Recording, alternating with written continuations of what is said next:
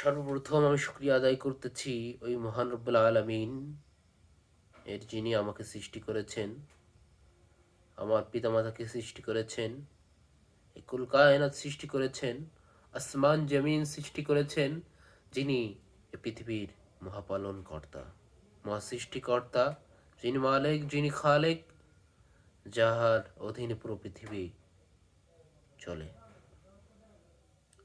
আমি তারপরে সালাম পেশ করছি আমার প্রিয় নবী হাবিব মোহাম্মদ মুস্তফা সাল্লাল্লাহু আলাইহি সাল্লাম, আকায়ে নামদার, তাজদারে মদিনা, আখেরে নবী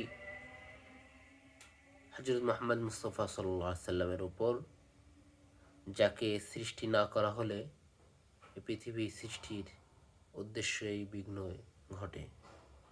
যাকে সৃষ্টি না করা হলে এই পৃথিবীর ভিতরে এখনো পর্যন্ত অন্যায়, অপচার, পাপাচার, জুলুম, নির্যাতন এমন ভয়ঙ্কর রূপ ধারণ করত, হয়তোবা এই পৃথিবী আমি অন্ধকার দেখতাম। তাকে যদি সৃষ্টি না করা হতো, তাহলে এই সার্বভৌমত্ব, পৃথিবীর ভিতরে বর্তমান শান্তির যতটুকু আছে, এটা হয়তোবা আমি দেখতে পেতাম না।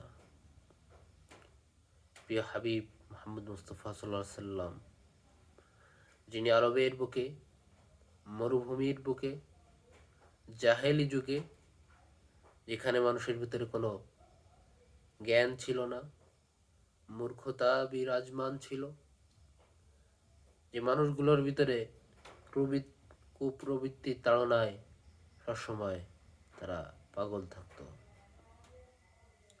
তারা এতিমের মাল অন্যায়ভাবে অক্ষণ করত, তারা ব্যবসায়ীদের ব্যবসায়িক মাল লুণ্ঠন করত, অন্যায়ভাবে মানুষকে হত্যা করত, মহিলাদেরকে প্রাণ হিসেবে, যারা প্রাণী তো দূরের কথা, তাদেরকে, মেয়েদের কোনো মান মর্যাদাই ছিল না, তাদেরকে জীবিত কবরস্থ করত। এই সমস্ত জুলুম, নির্যাতন, এই অন্ধকার থেকে যিনি মুক্তির জন্য, মুক্তির দূত হয়ে, মানবতার দূত হয়ে যিনি এসেছিলেন, আমি তার প্রতি দুরূদ এবং সালাম বর্ষণ করছি। এবং আমি, যারা আমাকে দেখছেন, দর্শকবৃন্দ, সকলকে আমি আমার অন্তরের অন্তঃস্থল থেকে সালাম জানাচ্ছি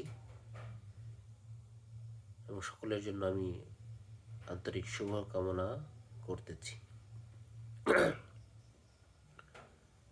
তো আমরা মানুষ, আমাদের চিন্তা চেতনায় হুঁশ আছে, এই জন্য আমরা মানুষ। আমরাও কি অন্য প্রাণীর মতো? আমরাও কি অন্য প্রাণীর মতো? আমরাও কি কুকুরের মতো, শৃগালের মতো, হাতির মতো? খাওয়া দাওয়া, ঘুম কি আমাদের জীবনের মূল লক্ষ্য? অন্যায় করা, অত্যাচার করা? একটা প্রাণী, সে তো অন্যের উপর জুলুম করে, জুলুম করে তাকে ভক্ষণ করে।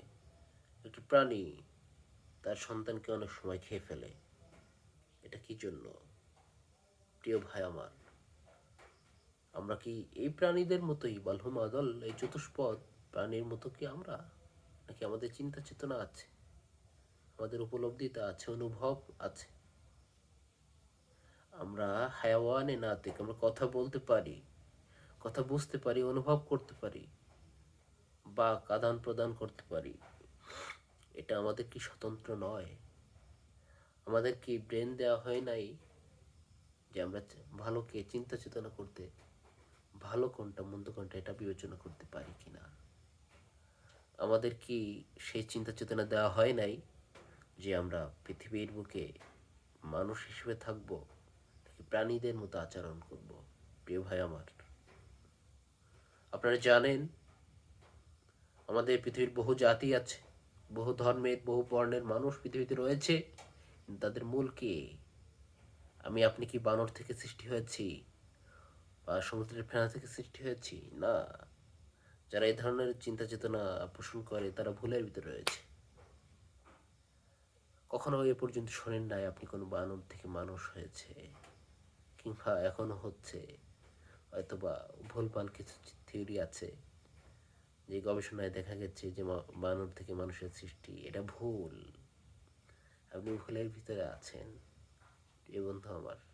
আপনি মানুষ, আপনার চিন্তা চেতনা আছে, আপনি ভালো মন্দ উপলব্ধি করতে পারেন। সব থেকে বড় কথা হলো আপনার প্রতিটা ক্ষেত্রে, আপনার প্রতিটা চিন্তা চেতনা, আপনার দেখার ভিতরে রয়েছে এক অলৌকিকতা, যা পৃথিবীর অন্যান্য প্রাণী থেকে একটু ডিফারেন্স, একটু আলাদা।